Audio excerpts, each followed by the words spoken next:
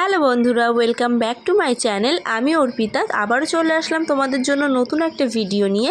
তো যাই হোক, আমরা আজকে যাব এক বিশেষ দরকারে। তো সেই মতোই প্রথমেই চলে গেছিলাম স্টেশনে। তো ট্রেন আসার জন্য তো অপেক্ষা করছিলাম আমি অনেকক্ষণ থেকে।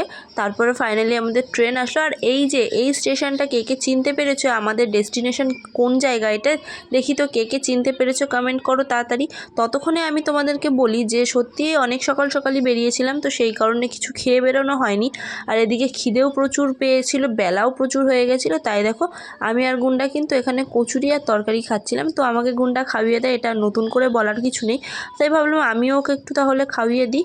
তো দুজন মিলে পেট পুজো করে আবার ভাবলাম যে চলো, দরকারটা তো মোটামুটি মিটেছে, এবার তাহলে আমাদের তাড়াতাড়ি হয়ে গেছে, তাহলে একটু ঘুরে আসা যাক। তো সেই মতোই আমি আর গুন্ডা কিন্তু টোটো ধরে চলে গেছিলাম কাঁচরাপাড়া রানী রাসমণি ঘাট। যদিও এই জায়গাটায় আমি এর আগে অনেকবার এসেছি, অনেকবার বলবো না, দুবার হয়তো এসেছি, আর এই নিয়ে হয়তো তিনবার। যাই হোক, আমার খুব ভালো লাগে জায়গাটা, তাই আমি কাঁচরাপাড়া আসলে আমার হাতে যদি সময় থাকে তাহলে আমি আসার চেষ্টা করি। আর সত্যি মানে গঙ্গার ধারে বসার জায়গাগুলো, আর এত সুন্দর ওয়েদার, হাওয়াও এত সুন্দর আসে, খুব ভালো লাগে। আর সব থেকে বড় কথা, ওখানকার বিশেষ যেটা মানে ফুচকা পাড়া নামেও এই জায়গাটাকে অনেকে চেনে।